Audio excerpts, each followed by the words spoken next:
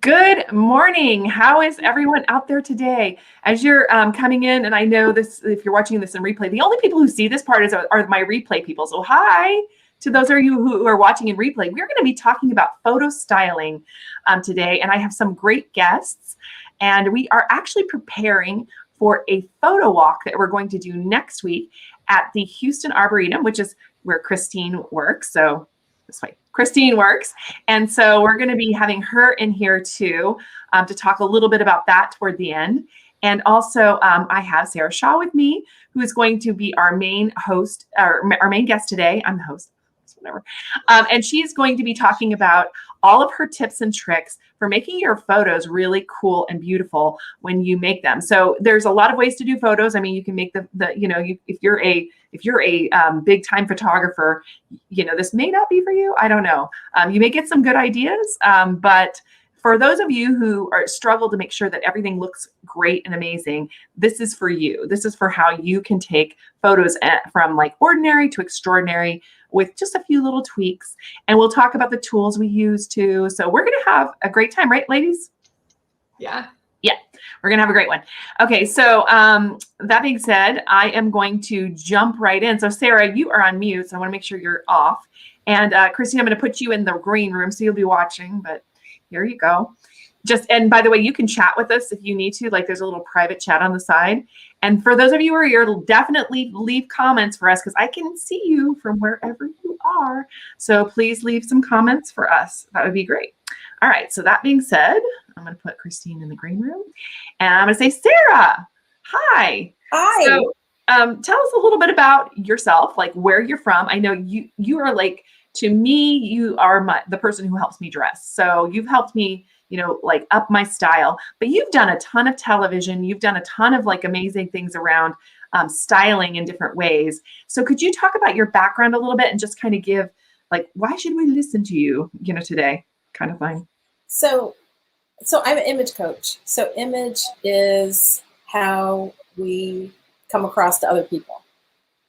And I think it's really important that we pay attention to how the other person sees us, but also how we are in ourselves. There's got to be a balance between the two.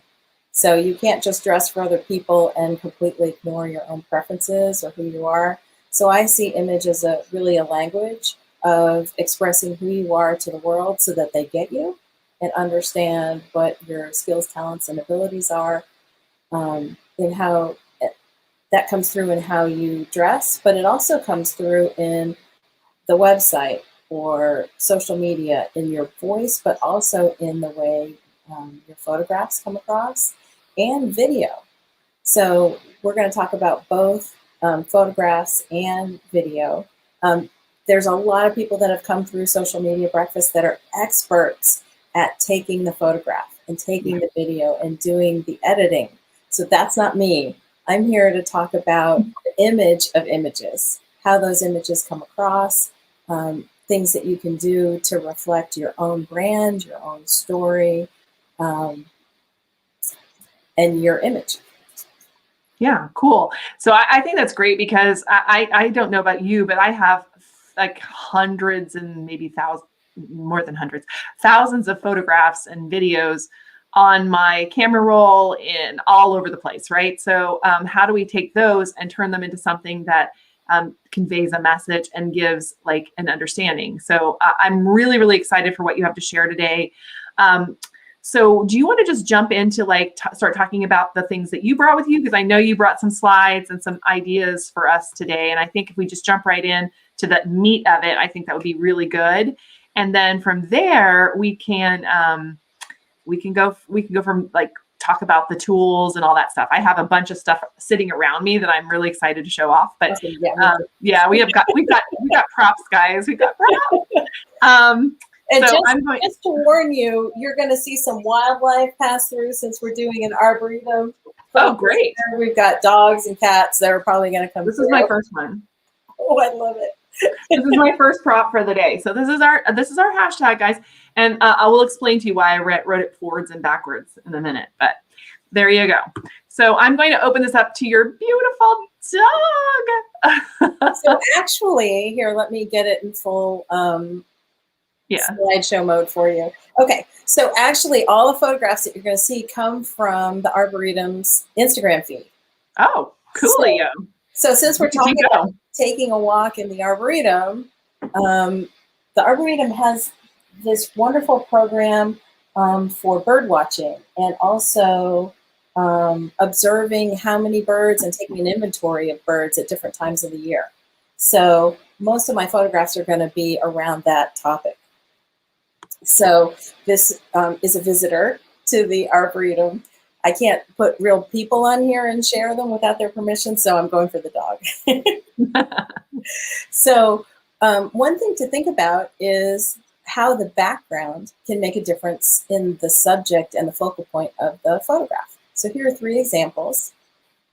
The first photo all the way to the left is completely in focus. So the dog's in focus, the flowers are in focus, and this is really just a great overview photo of life at the Arboretum. But if you want the focus to be the dog, you can make an adjustment to the background in order to make the dog more of a focal point. So in the center photo, the background is blurred and the focus is on the dog's face. So how do you get those? How do you get that to happen on your phone? You can do that a couple different ways. So iPhone and Android do it a little different. So sometimes I will use the food filter. And then there's also a portrait mode, which will automatically blur the background. I think iPhone has that as well. Yeah, so does my here, I've got it right here, but I don't use iPhone. I use like a Android, and this is a Galaxy. So it's got a portrait mode and a portrait video mode too. Yes. Yes. So in this photograph, I use my photo editing app, which is PhotoGrid, and I can adjust the area that's in focus and blur the background. So that's what I used on this particular photo, since it wasn't one that I took myself. And then another thing you can do is you can add the vignette tool. And what that does, if you look at the photo, the third photo that's all the way on the right, I've added the vignette tool, which will darken the edges. So darkens the corners and darkens the edges, which makes the center pop more, putting more of the focal point on the subject of the photo. And you can really use these tools to determine what is the subject of the photo. So if you wanted the subject to be one of the wildflowers in the background, you could blur out everything except one of those wildflowers. And that would be the subject of the photo, even though the big part of the photo is the dog. And you did this after the fact too, right? So, because you took one of their photos, and what tool did you use to do that? So I did all my photo processing with PhotoGrid. With PhotoGrid. Okay, cool. So that's cool. I'll actually go find a link to PhotoGrid and throw it in the chat. But that's awesome. So really interesting how one picture can be 3 different things, right? Yes. And just to emphasize, whatever your subject is, whatever you want people to be focused on when they look at the photograph. Awesome. So another thing to talk about is the color palette. So the simpler the color palette, the more bold the statement and the more clear the statement. So the more simple and more cohesive. So here are 2 photographs of butterflies, really similar butterflies. Photograph on the left has the colors of the butterfly, brown, orange, gray. The background is very similar to that. And then the flower that the butterfly is sitting on brings in pinks and purples. Whereas on the photograph on the right, you have the same colors of the butterfly, but the plant that it's on in the background are all green. And so that orange really shows up of the butterfly. So if you look at the 2 pictures, which photograph brings more attention to the butterfly? The one on the left with the flower, the one on the right with the plant?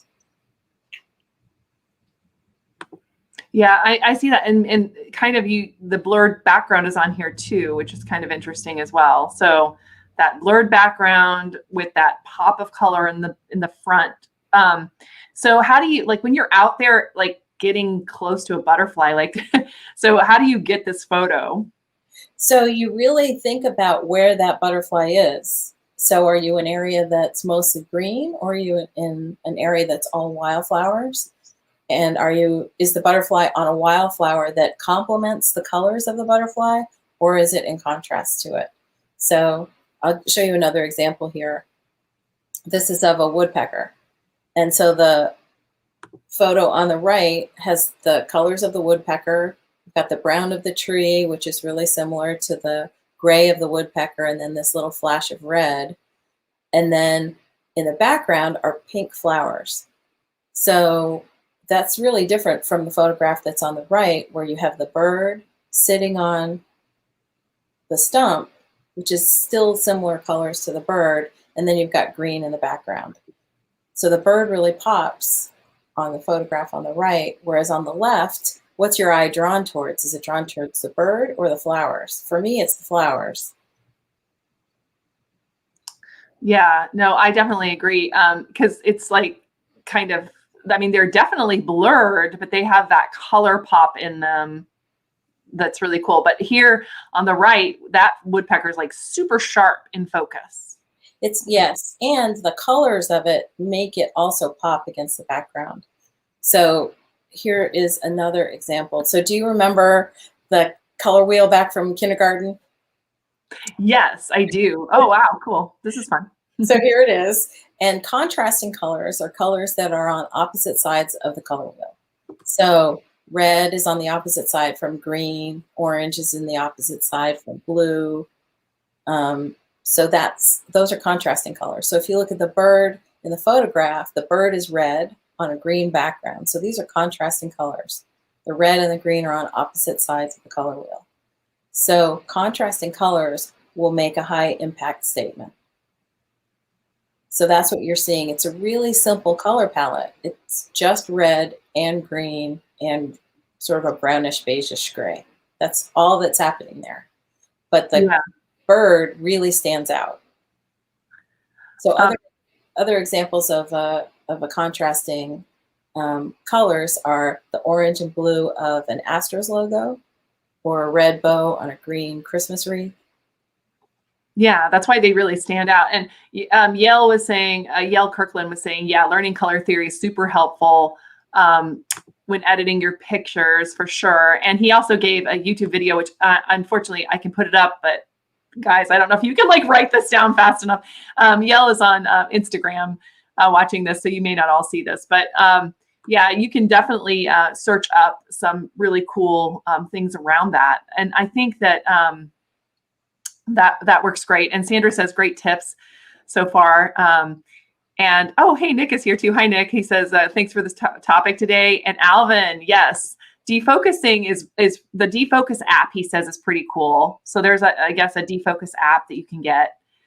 And we talked about photo grid, which you can just look up on your on any of your phones. Like it doesn't matter. They even have it on like you can get it on desktop with Microsoft, the photo grid or photo.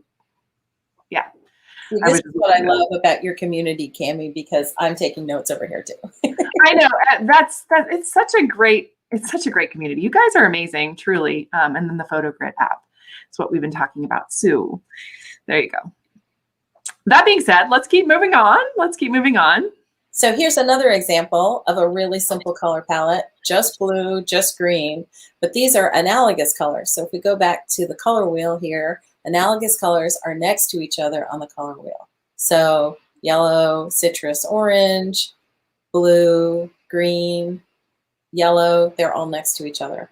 So if you think about examples of an analogous color palette, you've got this bird right here sitting on a green background. And this is very simple, but makes an impactful statement. It's more calm than a contrasting color palette, but still makes a very clear, simple statement. Another example would be a sky at sunset with all those oranges and reds and purples. Those are all analogous colors. Or the blue sky over a green pasture. That's analogous as well. And these tend to be very calming color palettes. Yeah, and Marlena was asking a question along the way. For those that aren't so well lit, like the one of the bird photos back there, could it be edited to be better? And so that's the other thing too, is especially when you're talking about something like this bluebird in the front, like sometimes you can pull that thing out of the background by, I mean, basically what it is white balance later, right? But using tools, again, I like Snapseed a lot for stuff like that. So Snapseed, the Snapseed app is amazing. I'm writing it in, and then I'll put it up here as well. But Snapseed is like, gosh, I don't know. I was really glad when I finally found it, but Snapseed is a great app that I use all the time. And it does that. It kind of adds a white balance later. Do you know what I'm saying? So it can pull it out, or maybe has a filter that does a spotlight or something like that, that gives you a little bit more, I don't know, pop, I guess. I wanted to do this. Stop that. Yes. I wanted to do this so we could see us and this. Sorry. There we go. So yeah, you can do that. Oh yeah, here's your beautiful bird. Let's keep going. So here's just the two side by side. So you can just see the color palette's simple, but they're different, but they both make the bird very clear. And you know, you have so many photography experts. True. I'm here to talk about more of the styling and to think about, as you're choosing your subject out at the Arboretum, you know, what is the color palette that's within the viewfinder? Is it very busy so that it's hard to see the subject, or is it more simple? And really, especially with nature pictures, the simpler, the better. Yeah.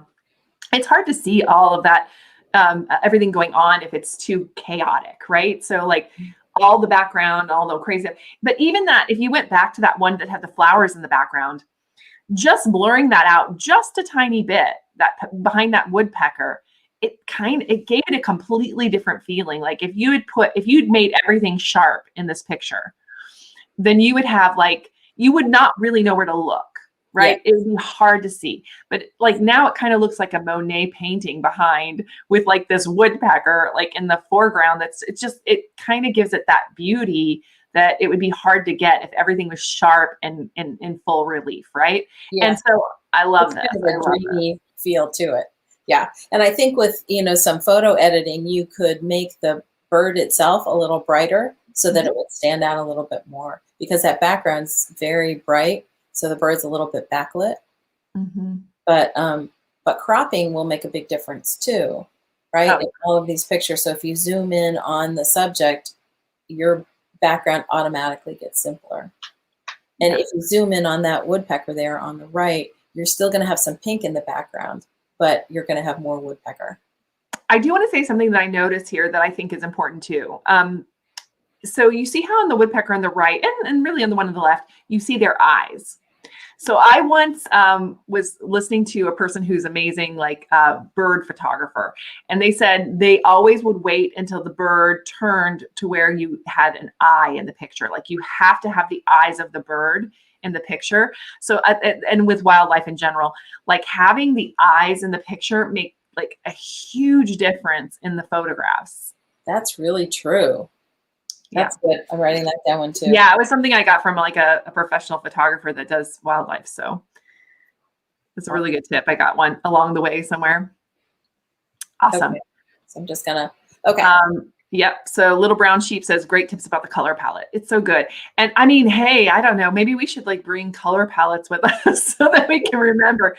It's like, it feels like kindergarten, but like it's helpful. Like even Smart Social Secrets, you see we have like blue and yellow. That was definitely a color palette choice, you know, because they're contrasting. So. Yeah, for sure. And that's a great idea. So I will bring some color wheels next week when we go out to the Arboretum. Cool. So all right, well, this one I'm going to make big so we can see the whole thing because we're about to do something fun. Okay. So you can also, instead of just having a picture that's a beautiful picture, you can also get the picture to do some work for you and relay information or tell a story. So here's that same blue bird. On the left, I added some text on the bottom with the name of the species. So this is a blue bunting or indigo bunting. So I'm not sure if that's the same bird, indigo and blue. or if they're... Tell us, Christine. Do you know what that is? Yeah. Is it blue bunting or indigo bunting? It's an indigo bunting. Sorry, I just put it in the chat. That's why I brought you in. I just thought I'd let the expert come tell us. Excellent. Good thing I don't go for perfection, right? Yeah. Awesome. Thank you. I will fix that. All right. So in the center picture, there's an inset of the map. So the Arboretum has these great trail maps. So this is a route if you are a bird watcher and you want to focus on the birds. So that one is inset in the middle photograph. And then I put a sticker of a camera to show where that photo was taken. And then all the way on the right, I used the map itself as the background and then made a sticker out of the bluebird to show where it was found. Yeah, this is great. Like it's so like giving the information through pictures is so helpful, I think, for people because we're so visual as humans, right? So this is a really great idea. It's like using little things inside of your photos, like in post-production. I think it's a great idea. Yeah, and I used PhotoGrid for all of these. So I used scrapbook mode for the map with the sticker of the bird, and then I used the grid mode for the center one. The PhotoGrid app. There it is again, just in case you guys need that. So you just search that in like the Play Store and the Apple iTunes Store, or in the also you can get it on your desktop in the Microsoft Store. So pretty cool. Awesome. Okay, and so here is a series, the bird itself, with the wrong name, and then with the map. So you could use this series as a slideshow in, say, an Instagram feed post or in a story post, so that the series of pictures is relaying some information or telling a story. I kind of love this because I would have just taken the map and done the map as one, then I would have done a bird as one. I would have never thought to like kind of put them together. So I think that's kind of cool. And then describe it in the text, right, of the post. Yeah, exactly. It's a really, really great tip because I think that the more information you can display and in a sort of visual way is just, it's so much more interesting. Yeah, for sure. So, and then here's just a fun effect. So my friend Amisha Dalwadi told me about this app. It's called Motion Leap. I don't know if you remember, it was advertised all over the place on Instagram about a year ago. But here I took Instagram feed photo on the right of a beautiful photo of all the water lilies out at the pond at the Arboretum. And then on the right, I just added some motion to give the impression of wind on the water and in the sky. So the clouds are moving in the same direction as the water is moving.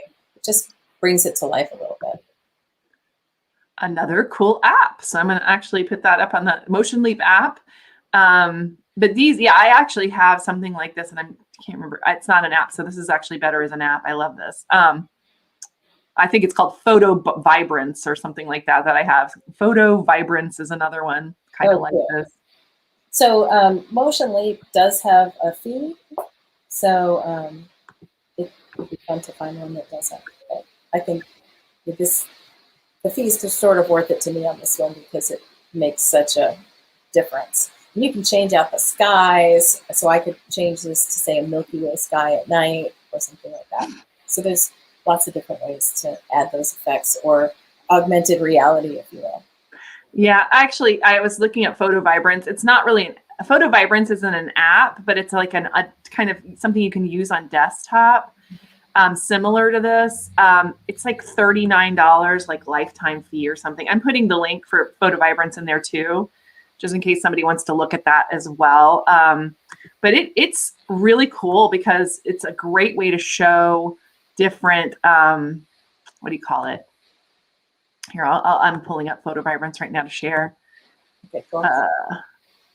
And if I stop sharing my screen, that's the end of my photo tips and all my video tips I'll do live for you. So you see how it goes. They've got this thing and you just like draw on it and then it does all these different things. Oh, that's cool. Yeah. So this is Photo Vibrance. I'm going to actually pull this down a little bit so you can actually see the photo itself, but they're just showing, I bought it because I'm crazy. And then it was cool because I made like this tree grow roots, like, it's one of these oak trees with the roots. And I put it in photo vibrance, and it like made the roots look like they were like growing out of the tree. Oh, awesome. Like a river. So it was cool. I mean, I put it on Instagram sometime down the line before, so it's there somewhere. But yeah, it's pretty cool. And you draw like little dots around there. Oh, that's So cool. you kind of mask the thing you want to stay still, and then the rest kind of moves around. So photo vibrance is pretty cool. That's kind of how motion leap works too, is that you identify the areas that you want to be moving and the ones that you want to be still. So back on that lily pad photograph, the trees were still, but the if you make it bigger, I can make it bigger so they can see it again. let me do that. Sorry. There you go. Uh-oh. Whoops. Okay. Technical difficulties. Hold on. It's all good. I'm gonna now scroll through all of them. And here's the recap. Here's a recap of the whole show. Yes. Okay. There it There is. we go. So the trees here are frozen, and the walkway over here in the left corner is frozen, but the water and the sky are moving. Yeah, you do have to mask them, because otherwise then the path looks like it's moving, and it's sort of like you got to make sure you do but the masking is easy. Like it's not like it's not difficult. I'll just say that it's meant for beginners and people that aren't like, graphic designers. So I kind of like it. So When I did this one, it was almost like using an eraser tool. So I just used my finger like it was an eraser tool, and then just covered all the areas that I didn't want to move. So it was very easy to use. Yeah. I love that. So that's the Motion Leap app. And then we had the Photo Vibrance kind of tool or program, I guess you could say. So cool. So that is some great tips around that. So let's talk a little bit about props and things you can bring with you. So one of the things I have here is a whiteboard with some text on it. So can you explain why I did this? Because you told me to do this. You told me to do this. So. Gabby and I talked about because sometimes our screen is in mirror mode, and sometimes it's not in mirror mode. And so if you've got your text going in both directions, you can make sure that the people on the other side can read it. Yeah.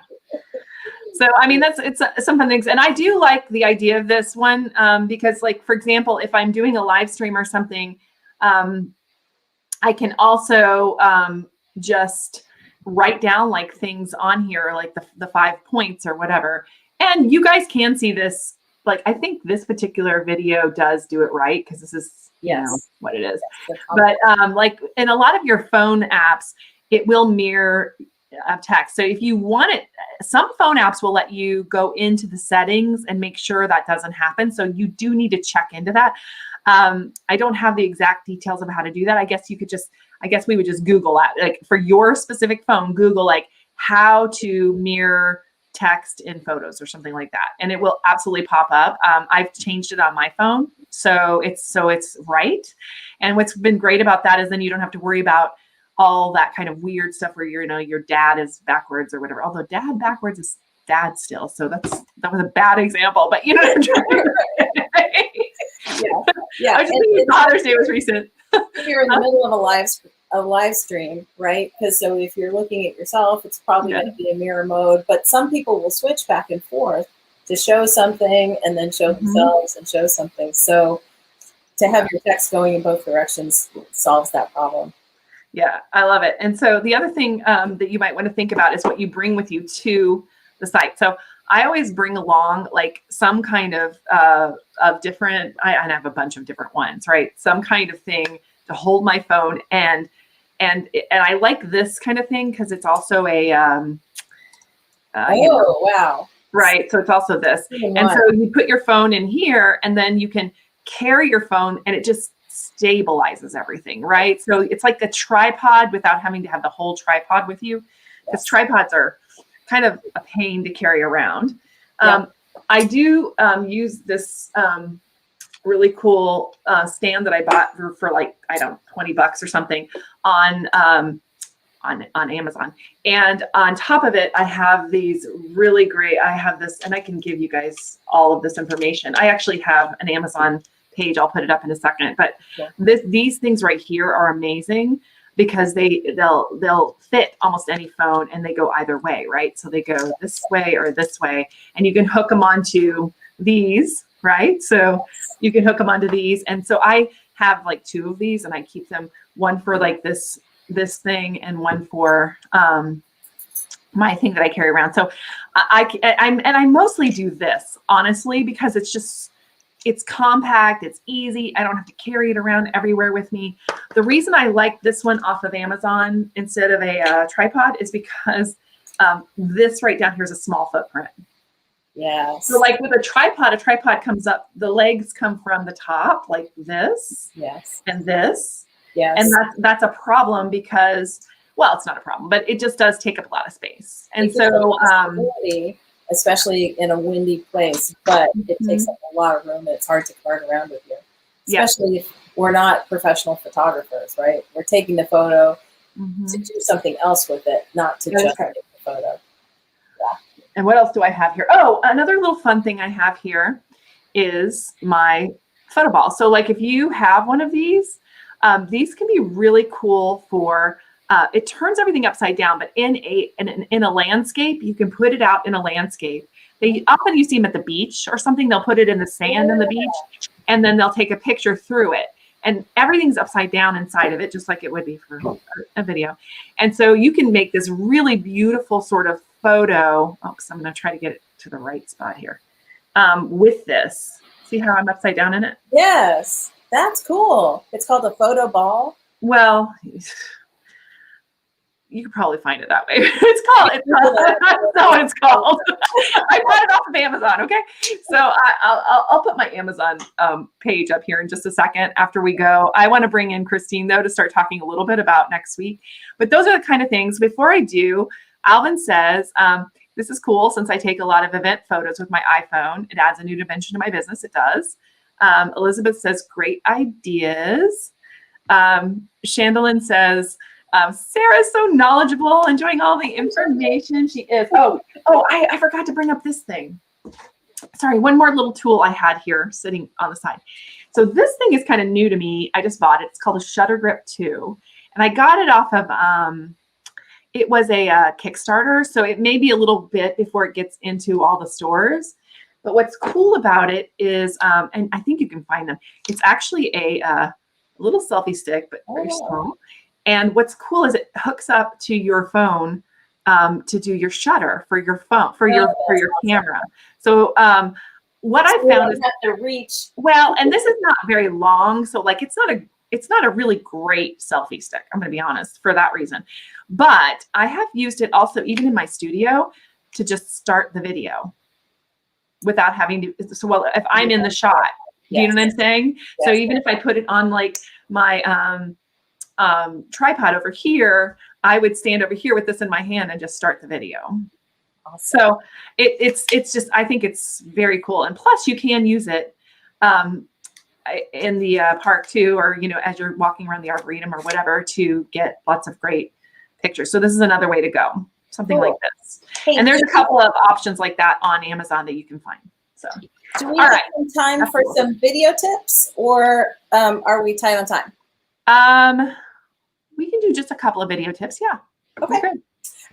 So a lot of times a video webinar can turn into a podcast with faces. I love that you just had to prop so that there's a reason to actually look at the screen, right?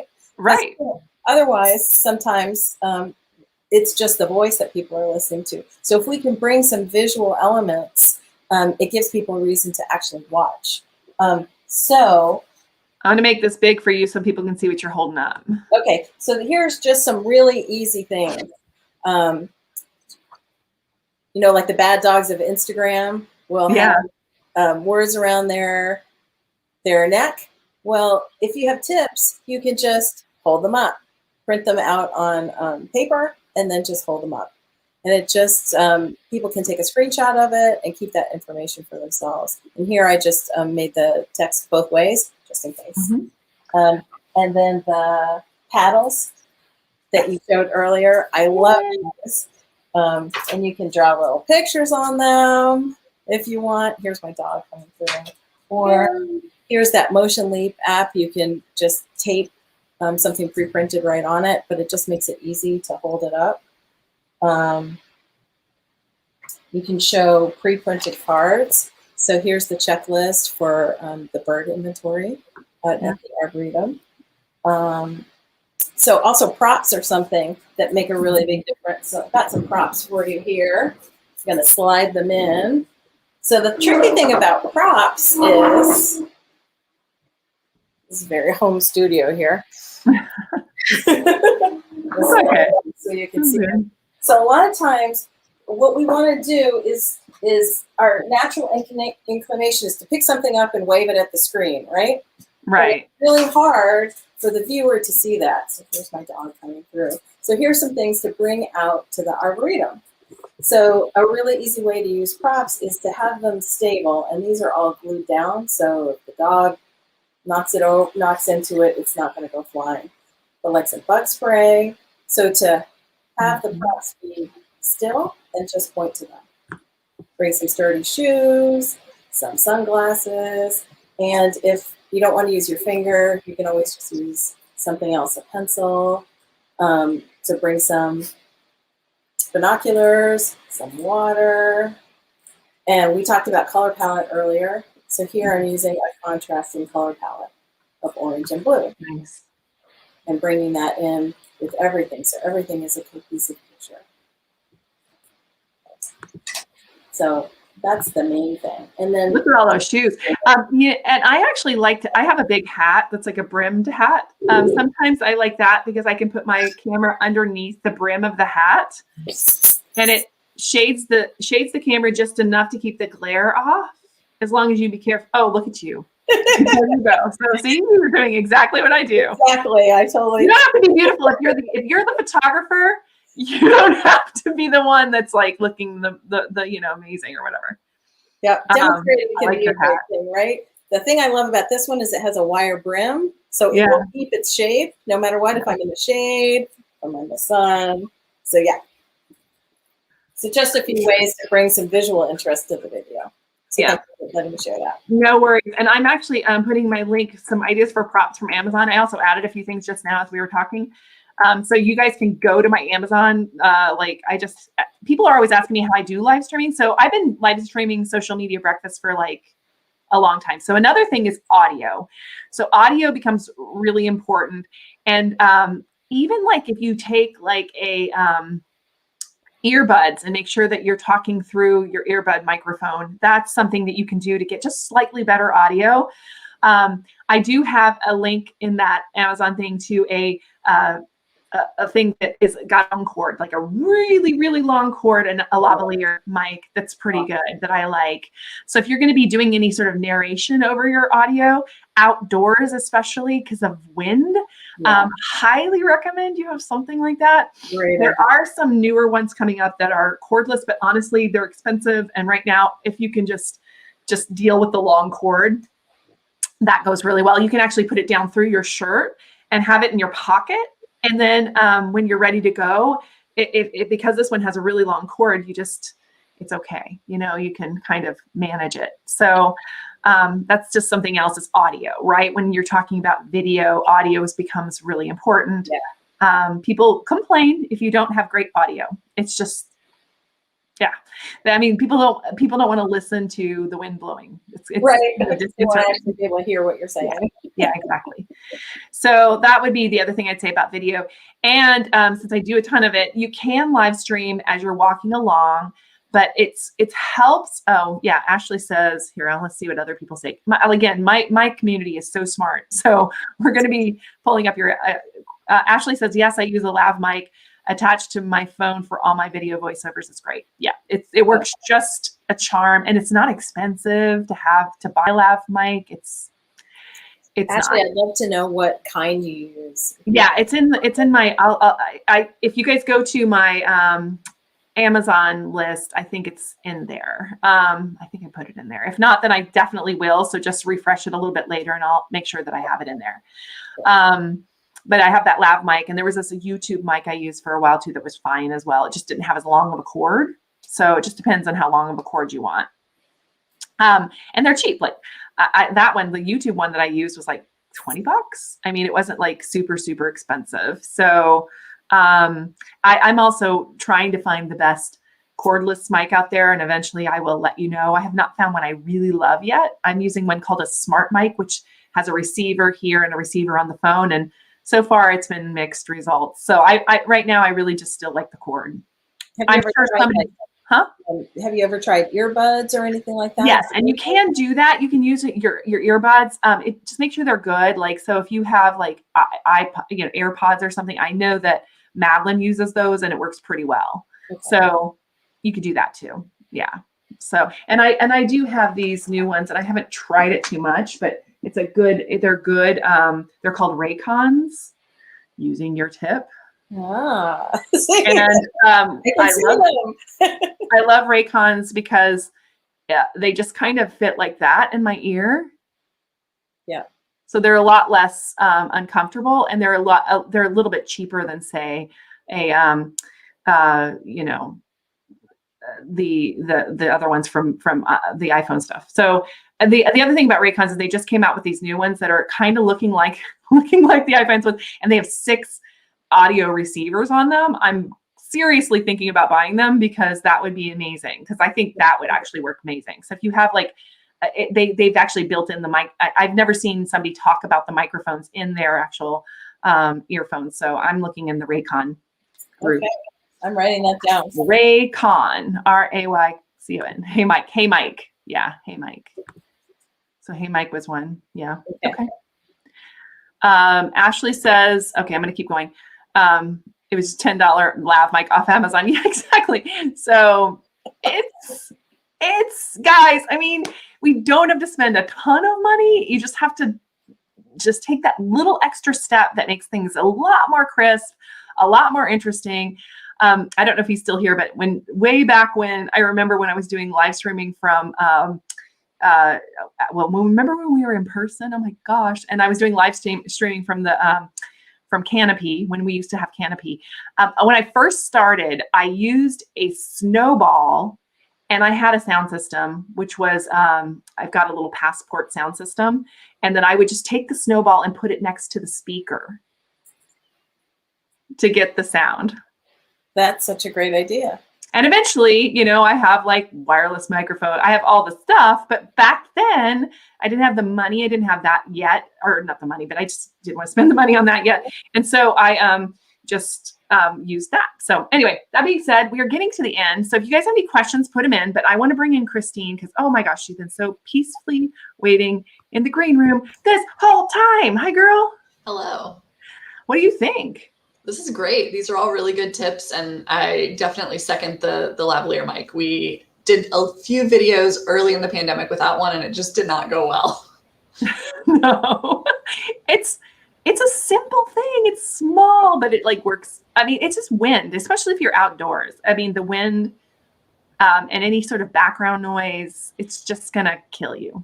Yeah, and sometimes I want that. Like, I'll take just nature videos and be like, okay, listen to the sounds, listen to the cicadas. But when you're trying to get voice, you don't want that.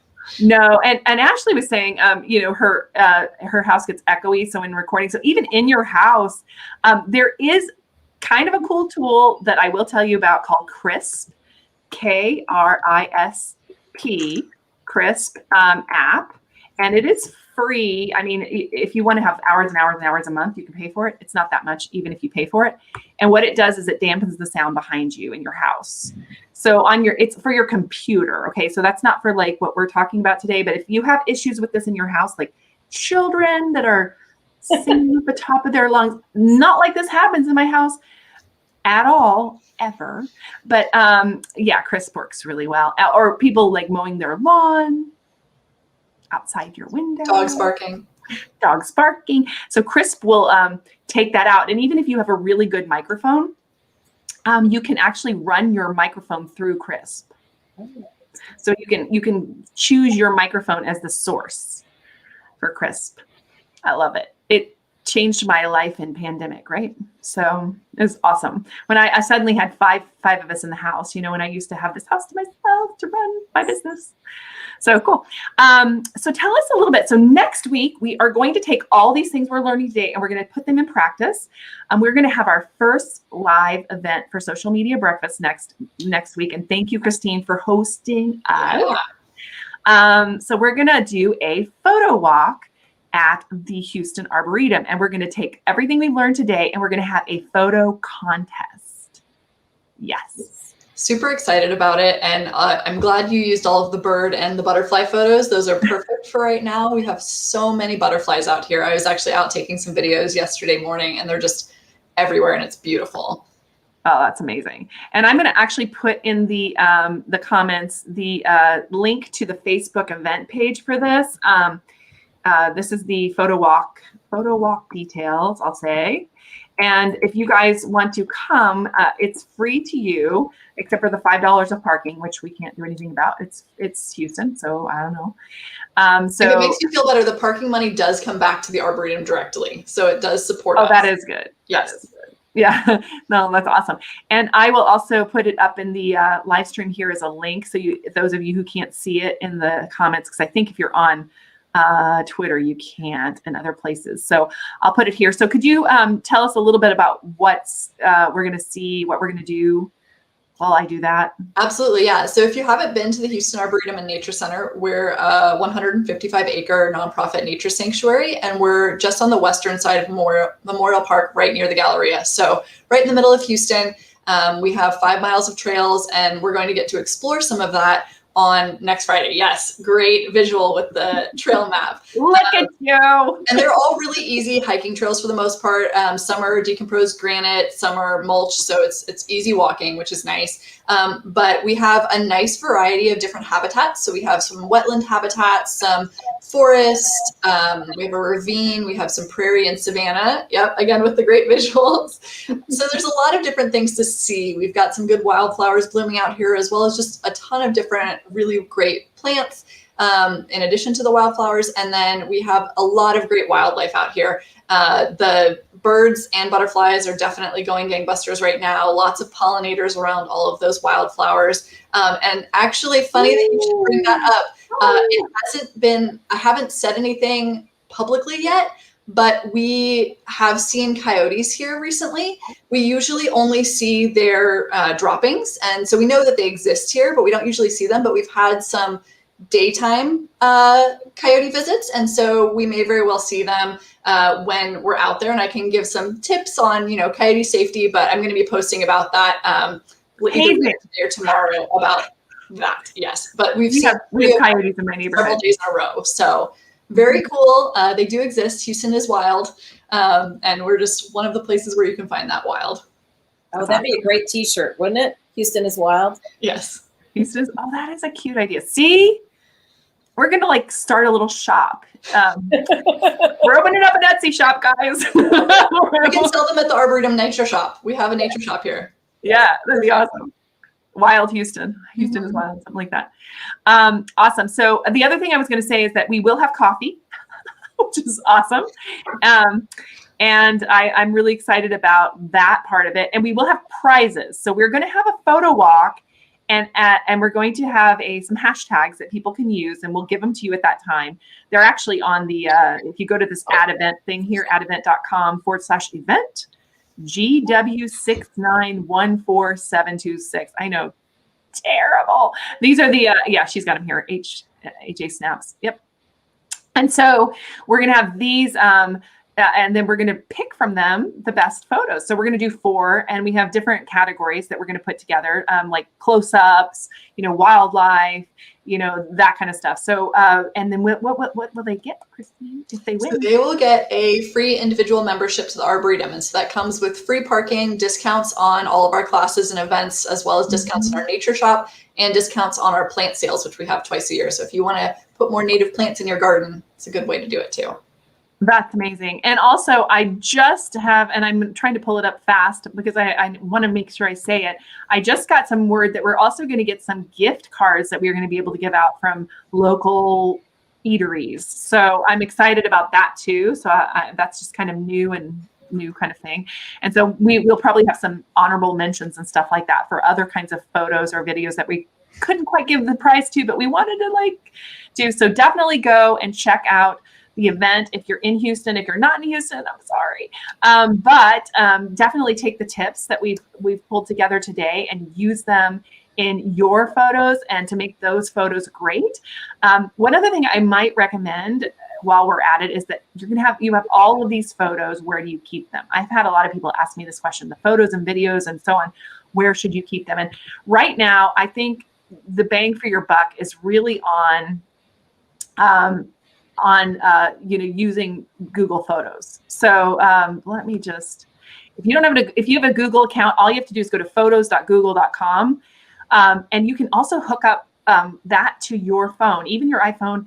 You just download the app, the Google Photos app, and it will upload all of your photos into there. Now, it does like kind of restrict the quality, I guess, a little bit, not a lot, but some. So you can't put raw photos in there, that kind of thing. But what's great about it is that you can put them in like different albums. You can search for things. You can like tag people. Like if you want to see all of the pictures of your kid since the beginning of time, you can just tag it and say, this is Kyler. And then all of those pictures are there. So you can find them. Or you can even search. Like I've searched for, white t-shirt, and any white t-shirt might pop up. I've searched for bird, and any bird I've ever taken pops up. So it's got great search capabilities. So I would highly recommend that you consider at least cataloging your stuff there so you know what you have. So I'm sure other people may have other things that you use, but there you go.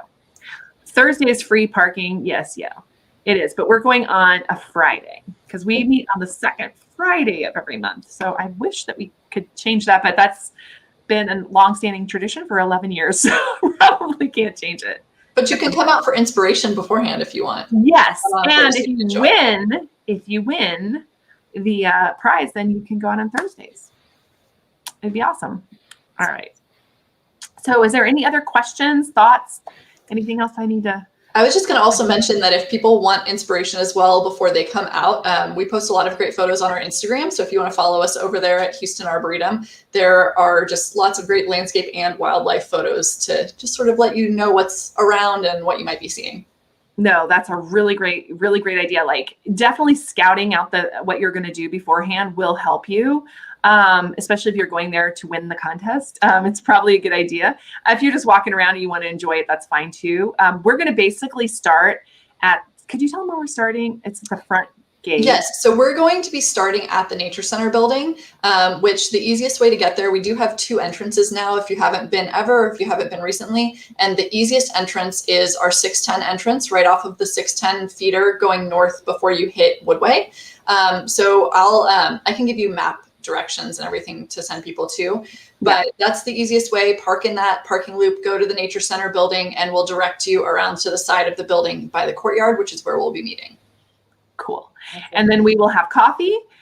You can bring your own mug, which is really cool. I think that's a cool thing. I will have some there just in case, like some little, paper ones. But if you want to bring your own coffee mug or, whatever, your Yeti, go for it. And then, like I said, we will have a few minutes. We'll talk. We'll tell you what the deal is, and then we're basically going to let you go into the Arboretum to explore on your own. So it's very exciting. You can go with groups. You can go however you want to do it. But it's going to be a great networking opportunity outdoors, totally safe and everything else. And then I found the names of the 2 restaurants that are donating. It's Craft Creamery, which is ice cream, which, geez, okay, yeah, let's take it. And then Liberty Kitchen and Oysterette is going to be donating as well. So very exciting. If you have a restaurant and you want to donate, send me a note. I'm happy to add you in. So I think that's awesome. Thank you, Christine, so much for supporting this and really bringing us back together in a very safe and fun way in Houston. And for the rest of you who can't be there, will the air conditioner be on during the photo shoot? Can't quite do that, but please do bring water. And we have a water fountain where you can refill reusable water bottles. So we highly recommend that. Yeah. Yale says he saw a Texas-sized rabbit last Thursday at the Arboretum. We've got some big ones and armadillos. They're really fun. Oh, cool. Yep. Oh, that'd be super cool. All right. So World would love to take part in the photo shoot. Date and time. Okay. So it's next Friday, July 9th. Thank you for prompting me, Alvin. See, my group is so good. Next Friday, July 9th at 8:30 a.m. at the Houston Arboretum in Houston. Did I say Houston? Yeah. Okay. Houston. 9 o'clock or 8:30. Sorry, 8:30. I'll be there earlier because we're going to be setting up and whatnot. So if you come a little early, it's fine. We'll be there. And then we'll have our little minute together at the front, and then you will be free to go. So dress for hot weather. You had your whole desk there full of stuff that they should bring. Their hats. Oh yeah, bring bug spray, hats, bug spray. Mm-hmm. I mean, I'll probably bring some of this stuff to help out. See, there we go. The shoes, Buy them. sunglasses, hats. Gates open at 7. That's right, yeah. Gates open at 7. You're just, my people keep me on board, friends. So I hope to see you all there. I'm really, really excited. I think it's going to be so much fun to get back together in this kind of a way, I think. And so, yeah, there won't be food per se. Like usually we have breakfast, but you can bring a breakfast bar or whatever. You can bring food, just don't bring a bunch of trash. So just bring, like simple stuff and make it and clean up after yourself. It's just like when camping, right? We also have some snacks available in the nature shop, which will open at 9 a.m., I believe. 9. Okay. So that's good. And then there may be a few of you that want to like find a place nearby to go afterwards to hang out, or get back to work if you need to, or go to work, back to home, or whatever you do. So we're really excited to do this. And thank you, Christine. And thank you so much, Sarah. These were really great tips. It was so helpful. I think people are going to get a lot of inspiration from this for cool photos they can make. One of the things I will say, by entering the photo contest, we are going to ask you to say that it's okay for Christine to reuse your photos with attribution wherever possible. So if you use them and if you use the hashtag for the contest, which is the HA snaps, that's the contest hashtag. That's what you're saying. So I will put all of that in the rules, and we'll talk about it there, so you'll know. I just want to let you know that's one of the things we're trying to do, is help her have some great photos that she can use, because I mean, this is a amazing nonprofit organization in our town that we want to support. So and we are amazing content creators. I know you are. So come on out. And if you want a little help, it's cool because you'll have people beside you that can give you tips right there, telling you like, push this button on your phone, and it'll be awesome. So anyway, I think that's it, guys. Thank you. We are at the hour. Yes, we did it exactly on time. All right, guys. Cool. Melanie says it was interesting. Thank you for coming, guys. We'll talk to you soon and hopefully see you next week. Bye.